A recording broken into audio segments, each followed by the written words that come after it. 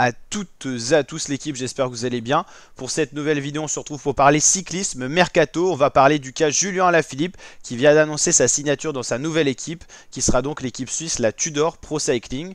Cette équipe n'est pas en World Tour, vous savez, la classe d'équipe les meilleurs, équivalent de la Ligue 1 par exemple pour le foot, mais en Ligue 2, c'est-à-dire en Continental Pro. Donc Julien Alaphilippe s'est officiellement engagé pour 3 ans avec l'équipe suisse Tudor, une équipe qui n'a jamais participé au Tour de France, justement, du fait qu'elle n'a pas ce statut World Tour. Les équipes Continental Pro, pour participer à un grand tour, doivent avoir leur billet d'invitation.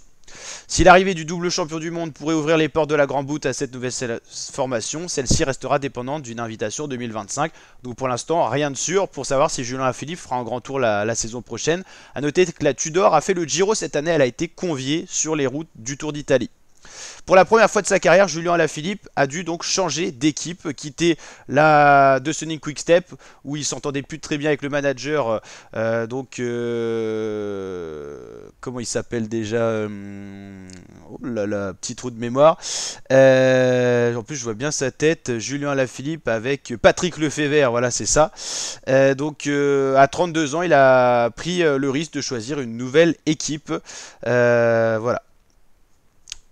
C'est vrai que pour l'équipe Tudor, c'est une bonne chose d'avoir Julien Alaphilippe parce qu'ils vont peut-être pouvoir bénéficier d'une invitation sur le Tour de France 2025. Imaginez un Tour de France sans Julien Alaphilippe, c'était le cas cette année, mais il y avait les JO à préparer, il avait fait le Giro. C'est vrai que l'année prochaine, sans Julien, c'est assez triste. Donc c'est vrai que Tudor joue peut-être là-dessus, c'est un peu de son marketing pour participer, pour espérer pouvoir être invité au Tour de France. Les organisateurs devront inviter 2 équipes. Cette année, c'était Total Energy et les Norvégiens Uno X. Les 2 équipes se sont montrées. Ils n'ont pas eu des résultats grandioses non plus. Quand même une victoire d'étape pour Anthony Turgis, pas pour la Uno X en tout cas. Voilà, Tudor a fait un mercato fort. Ils ont quand même pris Marc Hirschi aussi. Voilà, et puis dans les nouvelles, je rêve de nous voir sur le Tour. Ouais, c'est normal, hein, c'est l'espoir de cette équipe. Plus